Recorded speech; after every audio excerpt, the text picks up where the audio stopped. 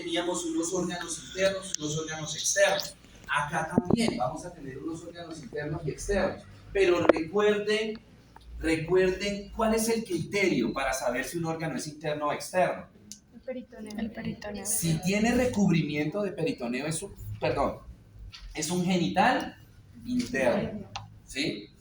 Si no tiene recubrimiento de peritoneo, es externo. Ojo, coincidencialmente acá, los genitales externos están dentro de la pelvis, es otro cuento, ¿sí?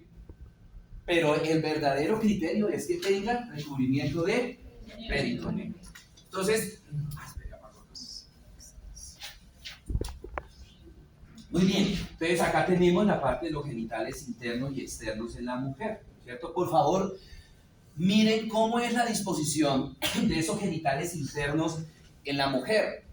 Pubis, vejiga, útero, vagina, recto, saco.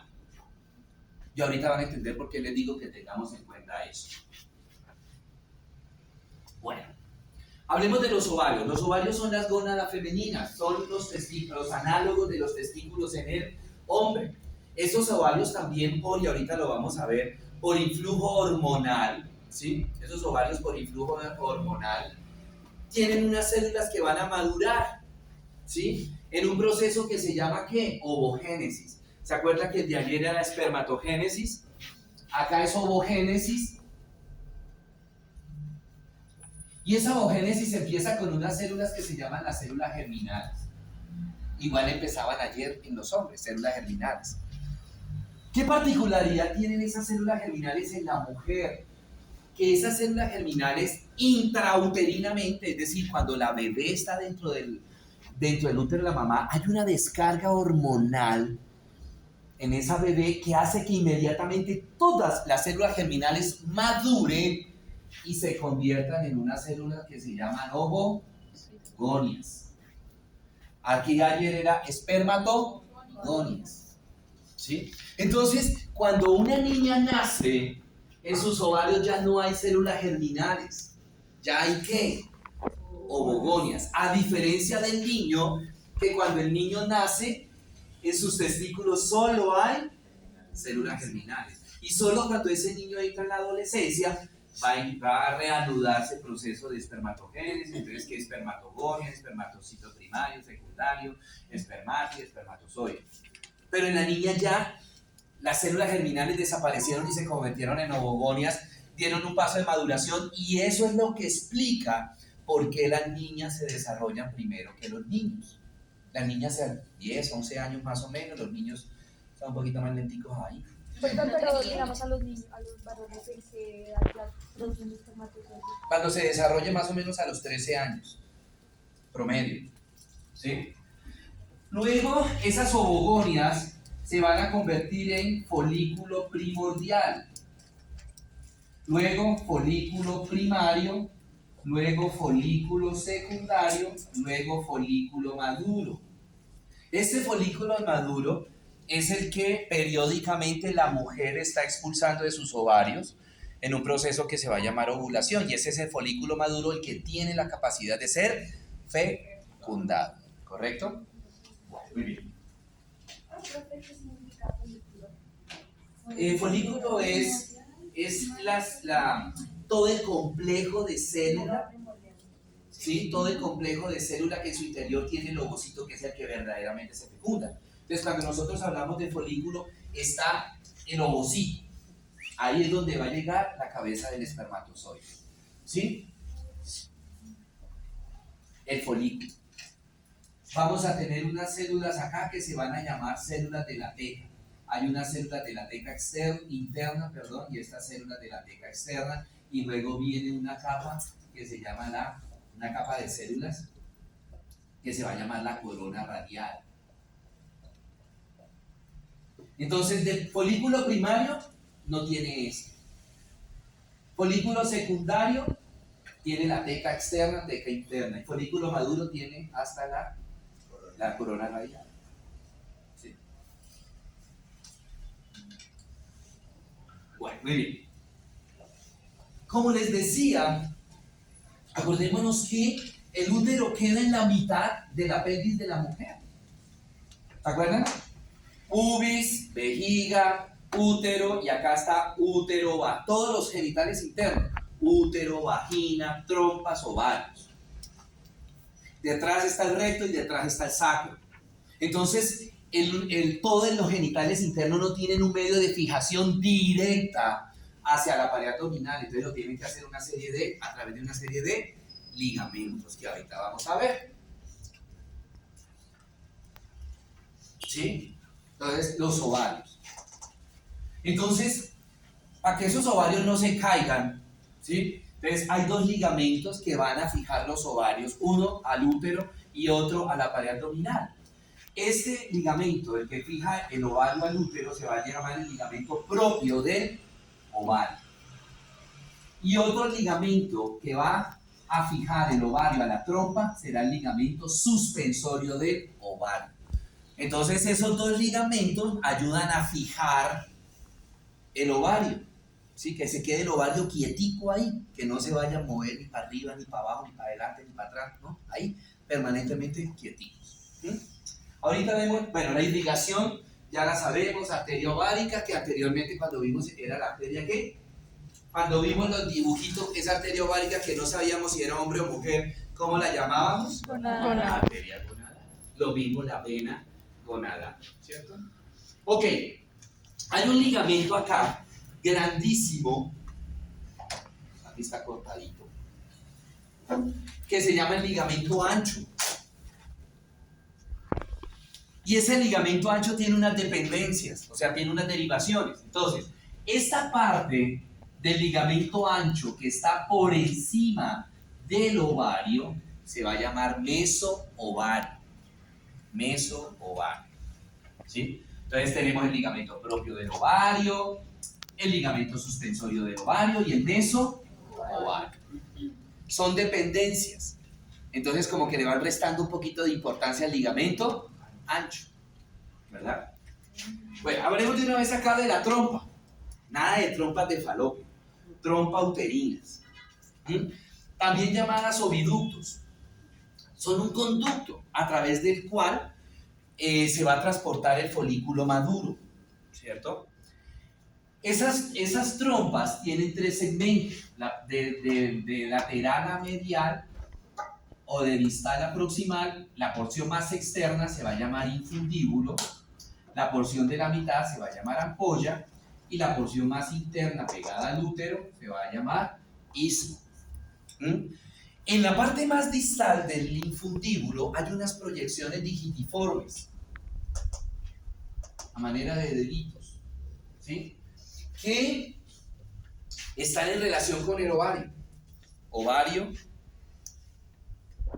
la trompa, y esto sería el infundíbulo. Esas proyecciones se llaman fimbrias. Entonces, ellas están así, y en el momento, 12 horas antes, todavía no me meto con hormonas, 12 horas antes de que se produzca la ovulación, miren lo que hacen las fimbrias. ¿Abrazan a quién? Al ovario. Y en ese momento, ¿sí ven este canalito? En ese momento queda una comunicación directa entre el ovario y la trompa. De tal manera que cuando la mujer ovule, inmediatamente cae el folículo maduro, cae en ese canalito y ahí comienza a viajar por toda la trompa. En el evento que la mujer quede en embarazo, en el evento que hay una fecundación, la fecundación siempre se va a llevar a cabo en la ampolla, o sea, en la parte de la mitad de la trompa uterina, ¿sí? Entonces puedo ya empezar a pensar ya en comprender qué pasaría si de repente la fecundación ocurre en el infundíbulo o ocurre en el istmo. ¿Qué creen ustedes? ¿Qué patología se puede presentar? Que ya ustedes lo han escuchado. Embarazo ectópico. Embarazo extrauterino, sí. Sí, correcto, embarazo extrauterino, pero ¿cuál es el nombre científico? ¿Cómo? Ectópico. Embarazos ectópicos. Una posible causa, no es la única, una posible causa. ¿Sí? Bueno.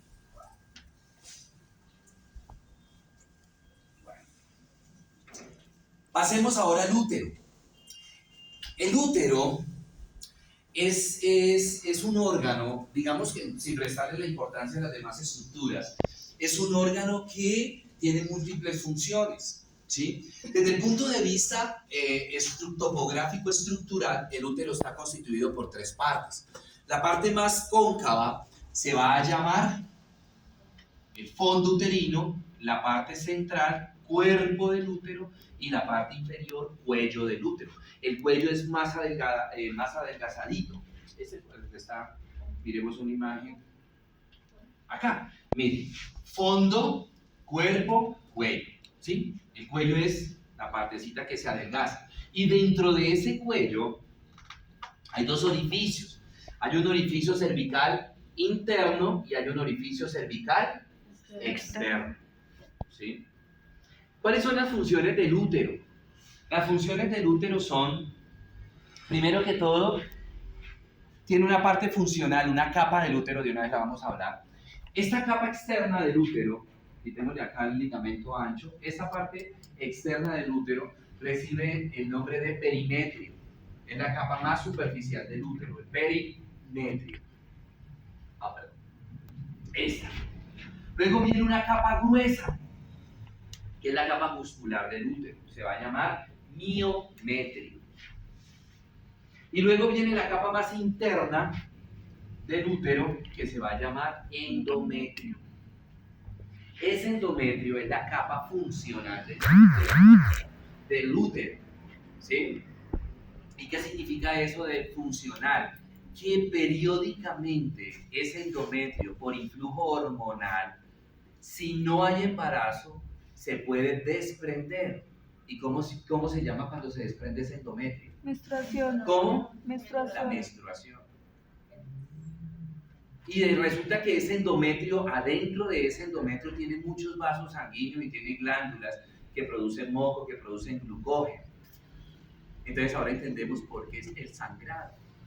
¿Por qué? Porque se está desprendiendo el endometrio y como en ese endometrio hay vasos sanguíneos, pues se están rompiendo esos vasos sanguíneos y me generan el sangrado.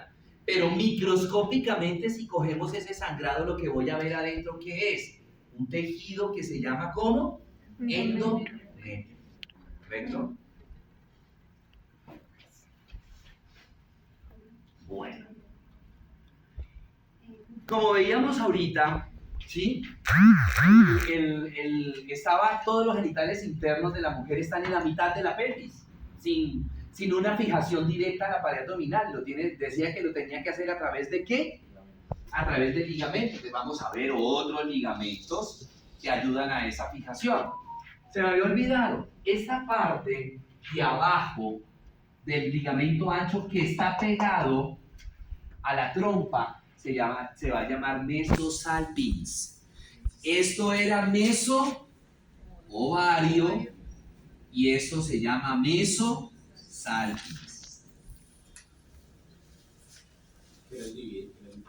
¿No? Lo que está justamente por encima del ovario es el mesovario y lo que está justamente por debajo de la trompa es el mesosalpinx. ¿Sí? Bueno, teníamos el ligamento propio, el ligamento suspensorio, ¿cierto? Este de acá decíamos que era el ligamento ancho.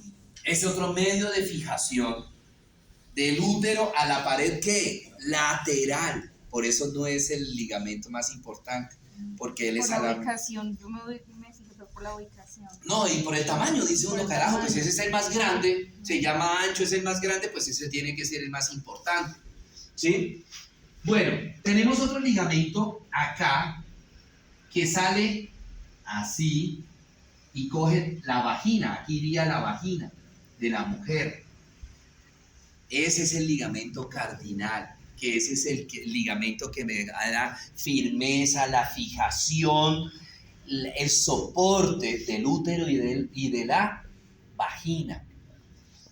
Y entonces por eso les decía ahorita que cuando una mujer tiene un prolapso uterino, que llaman que se le cayó la matriz, o que tienen un prolapso de vejiga, ese es el ligamento que hay que reconstruir, el ligamento cardinal.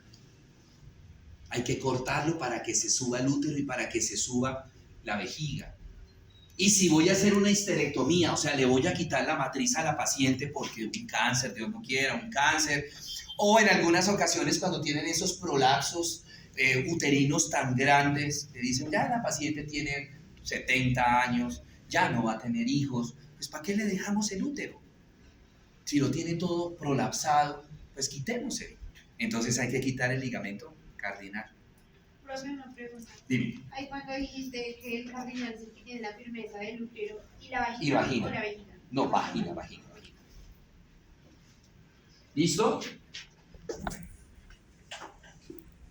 Hay otro ligamento aquí por detrás que va, es un ligamento como una banda. Imagínense que yo soy el útero, entonces sale de aquí atrás del cuello hacia el sacro y se va a llamar el ligamento útero sacro. Y hay otro aquí que se llama el ligamento transversal. Ellos son como soporte, ¿no? Mírenlo acá. Pues aquí se cortó el ligamento ancho, pero es esto, mire, este es el ligamento cardinal. Si lo ve cómo coge también la vagina. Aquí está el cuello y esto ya es vagina, esto es la vulva. Entonces, todo esto es el ligamento cardinal. Esto es el ligamento, este es el ligamento redondo del útero. De la vagina, profe. La mitad del cuello útero. ¿Qué cosa? El cuello del útero. ¿Esto? Ahí. ¿Este hueco? Ah, no, que se abrió el ligamento cardinal para mostrar acá el orificio cervical interno.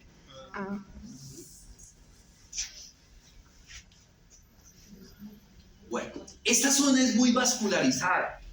Fíjense, tenemos unas ramas de la arteria aorta que van a ir hacia el ovario, que era la arteria ovárica. Mira acá, ¿cierto? La arteria ovárica.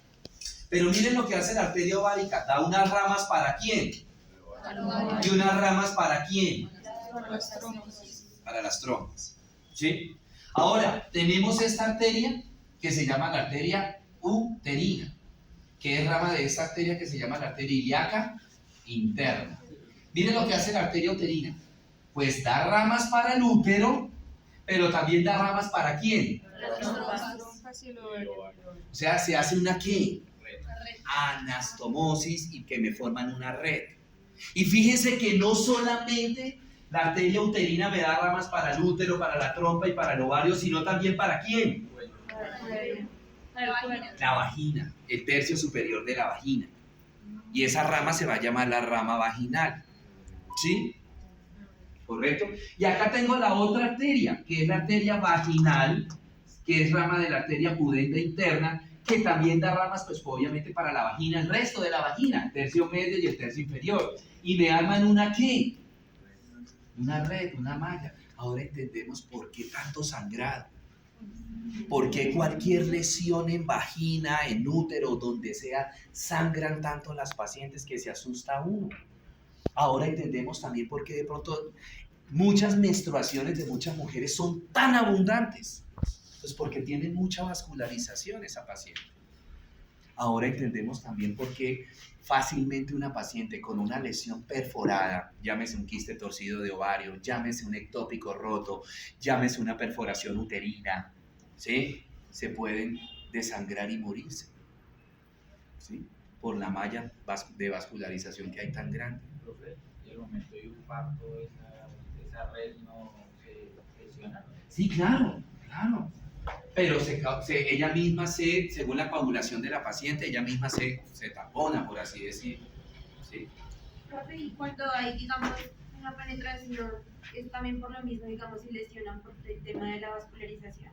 Que en una penetración, en un coito, en una relación sexual, Sí, digamos. y que sangre la paciente, claro, porque es una zona muy vascularizada, pero hay algo muy parecido a lo del parto.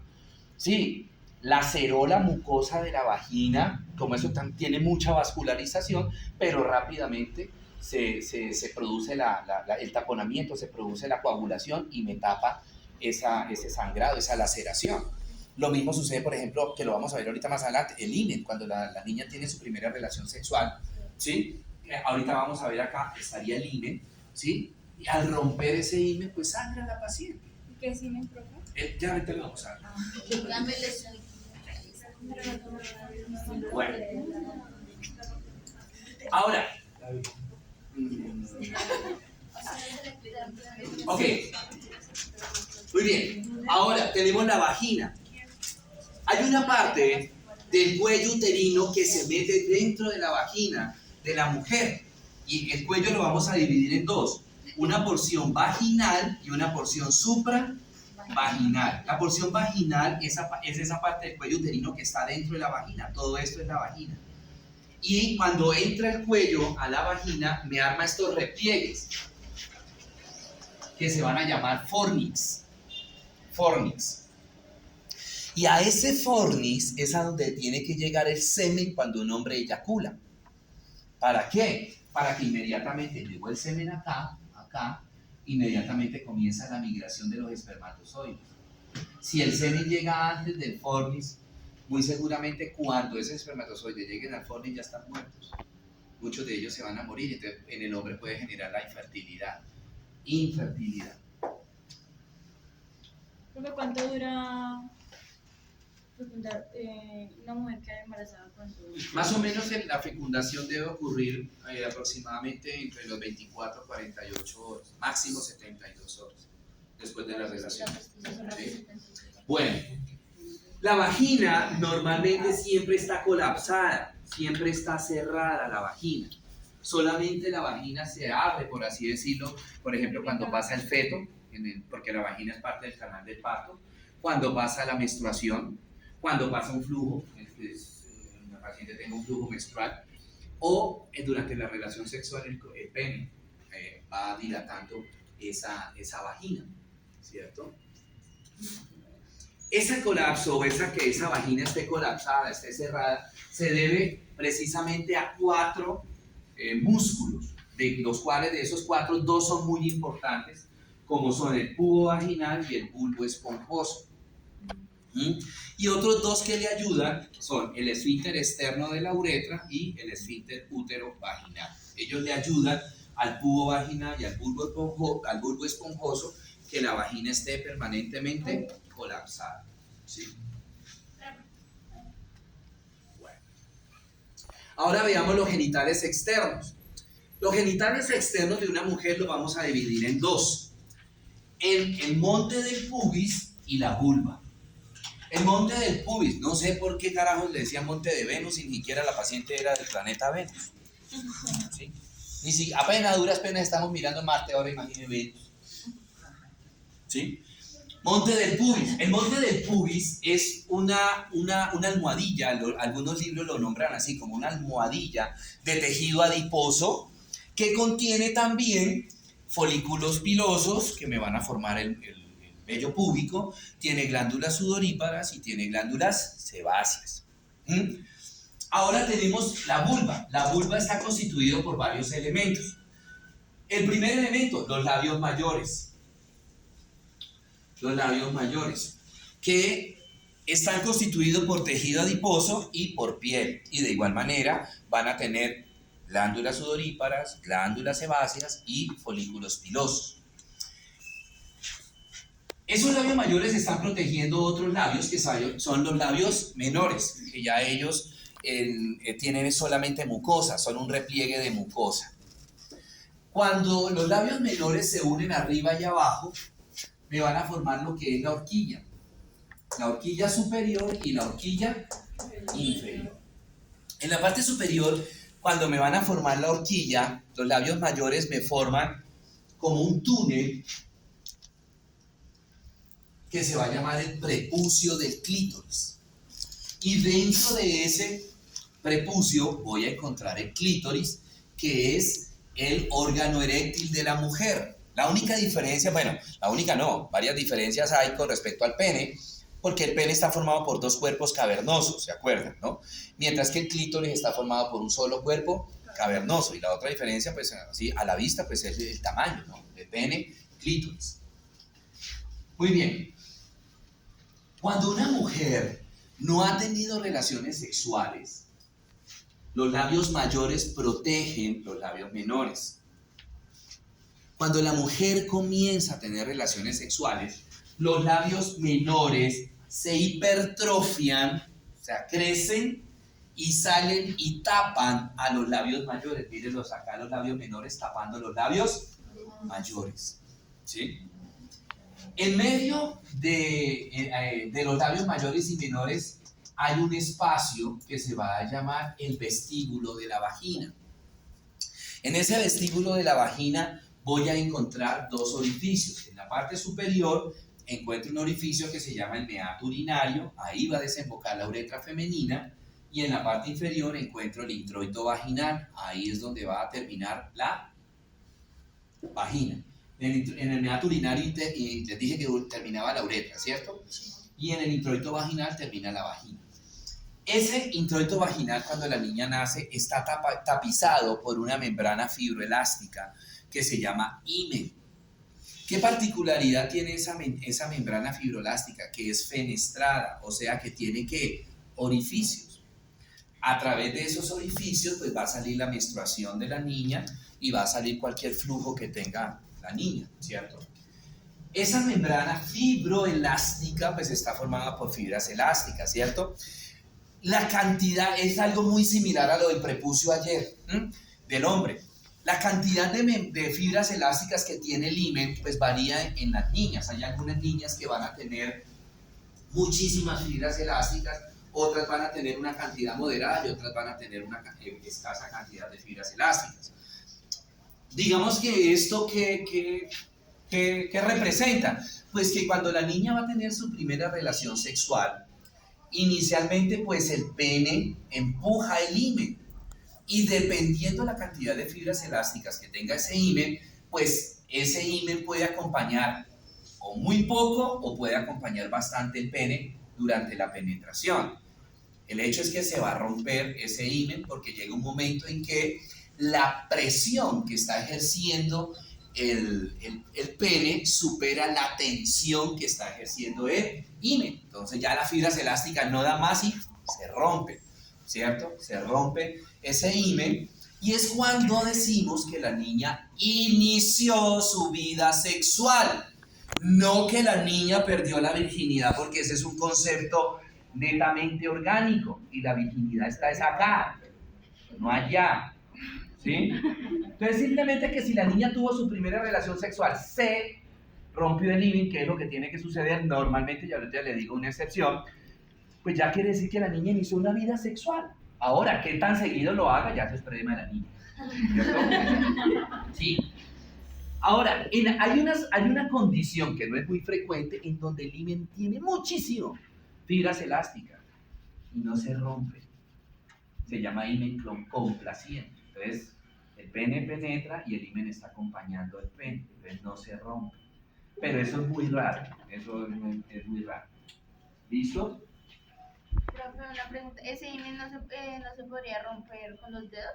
Sí, claro, claro. Por eso es que, por decir un ejemplo, el médico, así sea un médico general o ginecólogo, cuando hace el tacto vaginal a una niña que no ha tenido relaciones sexuales, no puede hacerlo con los dedos. O sea, no lo hace, mejor dicho, porque los dedos pueden romper el himen. Y no necesariamente los dedos, también accidentes, traumas, ¿sí? Pueden romper el himen. Por ejemplo, hay veces que he visto, no porque yo lo vea, sino que de pronto escucho allí en el hospital en urgencias, que de pronto a veces esas caídas de las niñas que quedan ahorcajadas, ¿sí? Puede romper el himen. O de pronto esas espatacas así que quedan abiertas de piernas, por ejemplo, patinando, puede romper el himen. Y es un evento traumático, ¿no? Profe, ¿y ese himen no se vuelve a reconstruir nada? ¿O ya queda? ¿Qué tan grueso es? No es súper delgadito, el himen es súper delgado, por eso hay que tener mucho cuidado, ¿sí? De que pronto el médico accidentalmente, ya uno como médico sabe, o sea, el médico general cuando está rotando por ginecología, por eso es que antes de examinar a una paciente se hace la parte ginecológica, ¿no? Lo que es los antecedentes ginecológicos, y dentro de esos antecedentes ginecológicos se le pregunta a la paciente si ya ha tenido relaciones sexuales o no. Si la paciente le dice, no, yo no he tenido relaciones sexuales, el médico ya sabe que no puede acertar.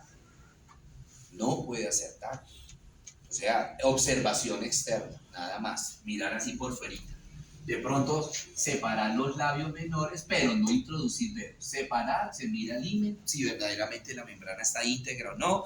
Porque pues hay veces, ¿no?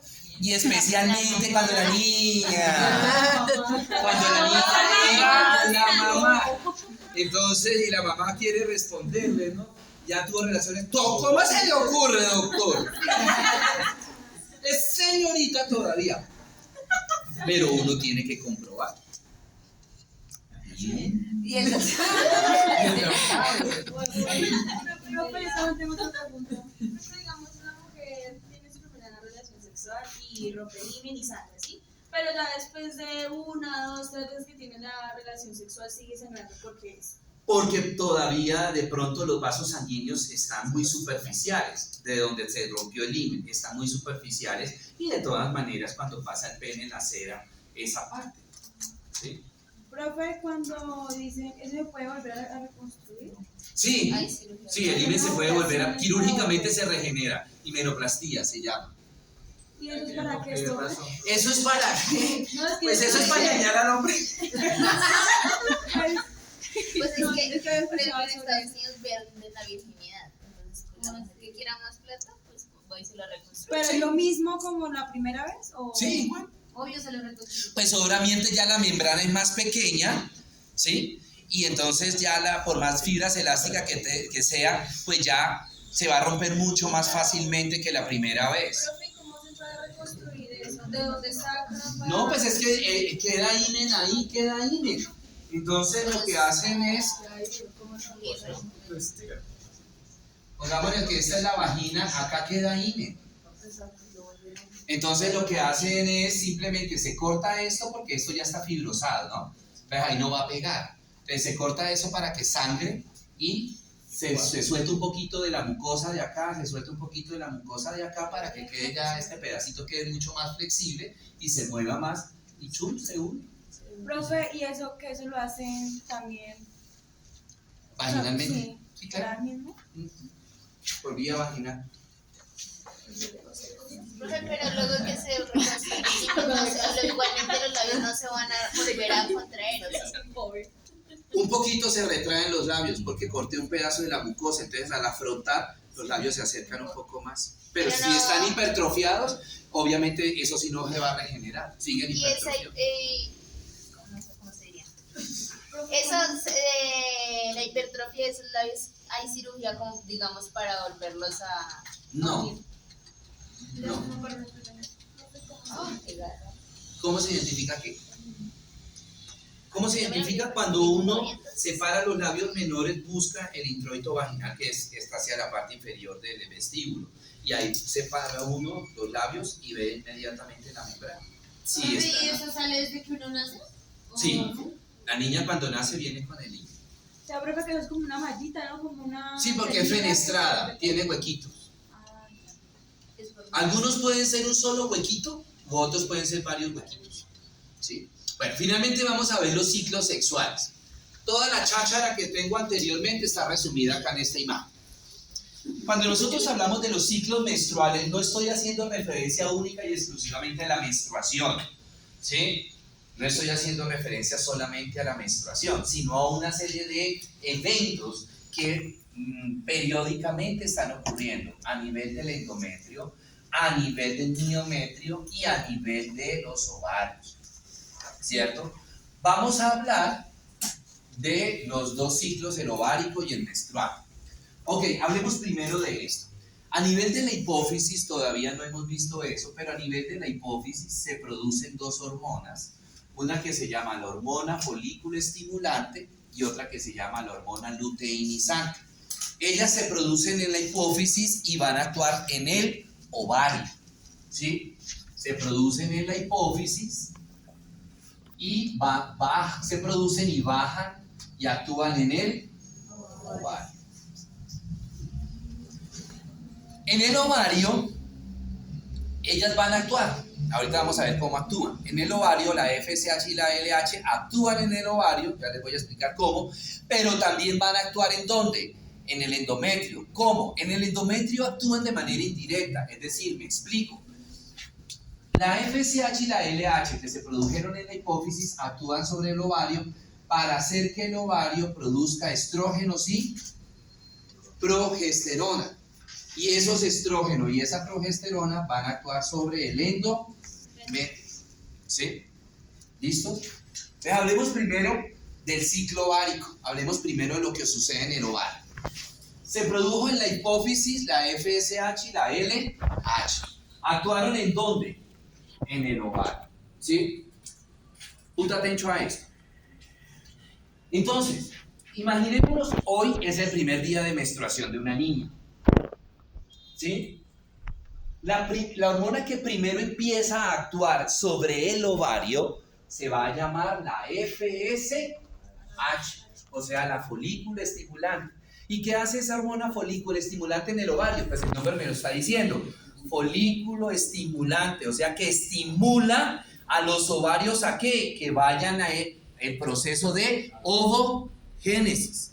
¿Sí? Entonces, esta FSH actúa, voy a poner el ejemplo, sobre estas células que se llaman ovogonias, actúa sobre las ovogonias para que se conviertan en ¿qué? En folículos primordiales.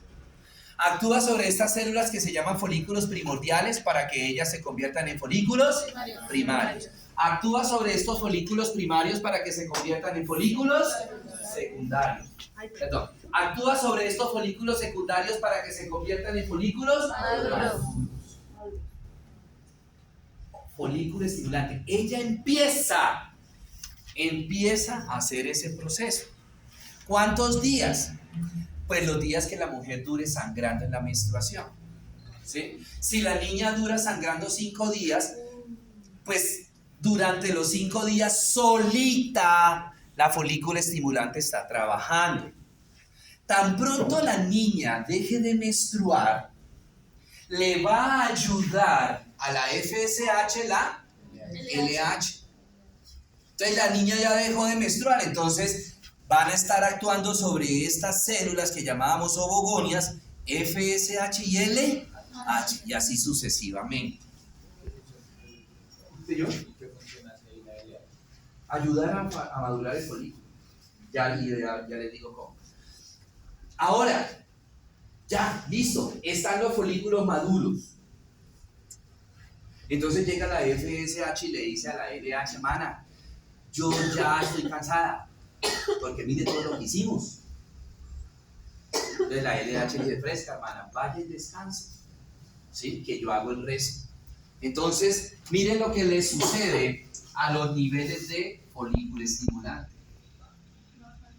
Baja. ¿Sí? Baja. ¿Quién me quedó ahorita? La LH. Y miren lo que hace la LH. La LH le dice, fresca, hermana, vaya, descanse, que el resto lo hago yo.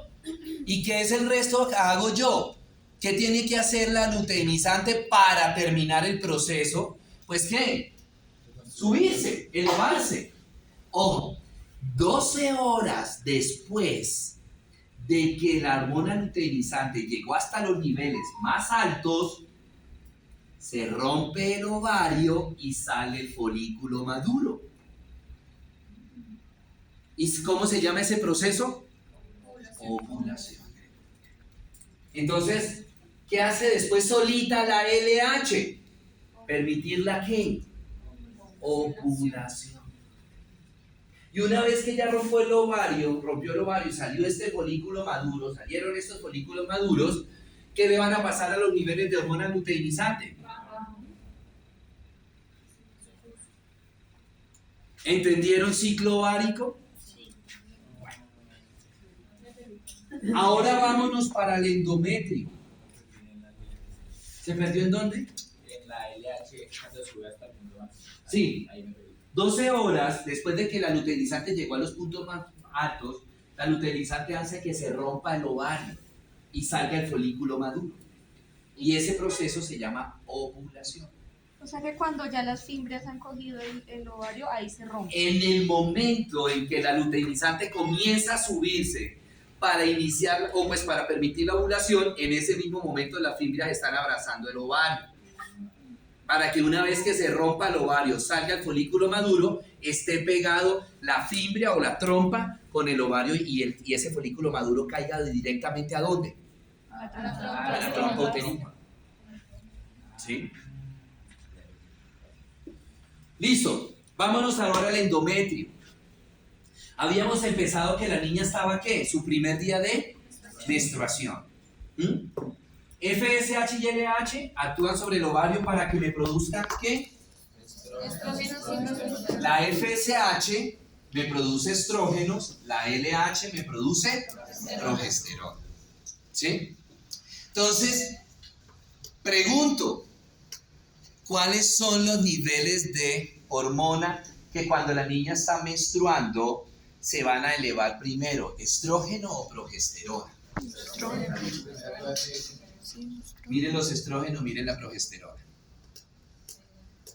¿Sí? Ah, o sea, antes estrógeno. Estrógeno, progesterona. Estrógeno primero que no la ¿Claro? Entonces, listo. Se está desprendiendo el endometrio en la mujer. Dejó de menstruar la mujer. ¿Cómo quedó el endometrio? Liso. Quedó así de gruesito apenas. Súper delgadito quedó el endometrio. ¿Qué tiene que pasar? Ahora, que ese endometrio tiene que proliferar, que ese endometrio tiene que crecer. ¿Por qué? Porque en el evento de que esa mujer quede en embarazo, el cigoto, que es el nombre que recibe ya la primera célula embarazada, ¿dónde se va a implantar? En el endometrio. Y ese endometrio tiene que estar grueso, tiene que estar proliferado. ¿Por qué? Porque ese endometrio es el que va a mantener el embarazo durante las primeras 20 semanas.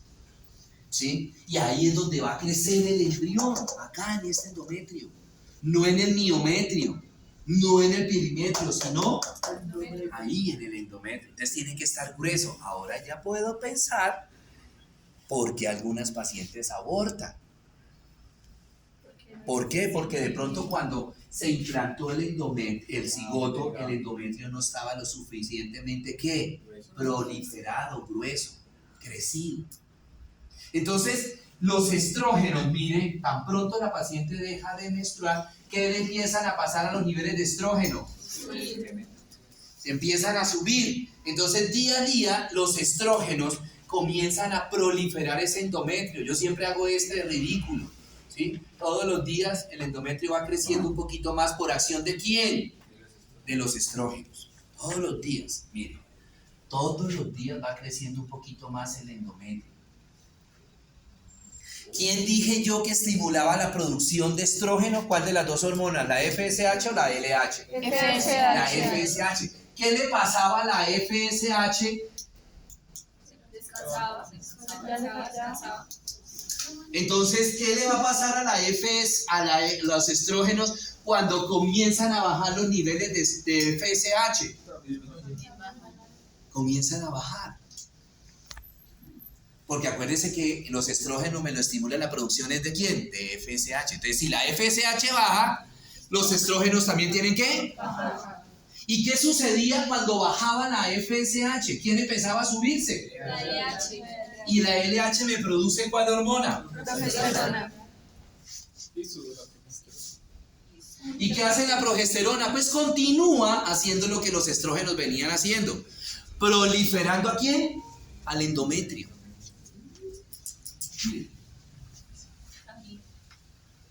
Proliferando el endometrio. Profe, porque hay mujeres que no pueden tener bebés. Eso hay causas en las que hay altísimas de infertilidad y de esterilidad. Bueno, si no se produjo, más o menos la mujer se produjo la ovulación el día 14, más o menos, en promedio el día 14 del ciclo, ¿cierto? Más o menos les decía hace un ratico, el embarazo 72 horas después de la fecundación, después de la relación sexual. Si el día 17, 18 no hay fecundación, pues no hay quien le lleve el chisme al ovario de que hubo fecundación. Entonces, ¿qué van a pasar a la producción de progesterona? Oigan, 12 horas después de que la progesterona llegue a los niveles más bajitos, se empieza a desprender el endometrio. 12 horas después de que la progesterona llegue a los niveles más bajitos, inicia ¿la qué? La nueva menstruación. Porque hay casos donde una mujer no menstrua, por ejemplo, Hormonas. 2 meses, así. Hormonas, todo eso es hormonal. Lo primero que hay que descartar es hormonal. y segundo orgánico que no tenga quistes. ¿Mm? Entonces, mire que esto es sencillo. Esto es sencillo, simplemente es tener lógica. Chicos, tómenle foto a eso, para que no le metan goles.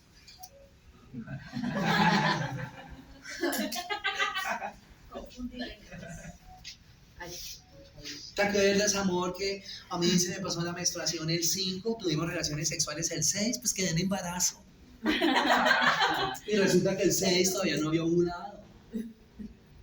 O sea que ese chinito es suyo. Ese chinoma no es suyo, compadre. Ese chinoma es de otro. Ese chinoma no es de Jiménez. Ese es de Morales.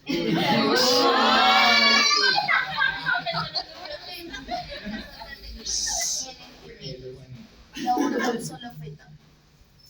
Eran gemelos, es que hay diferentes tipos de gemelos. Hay gemelos monocoriónicos, monoamnióticos, que son los gemelos idénticos.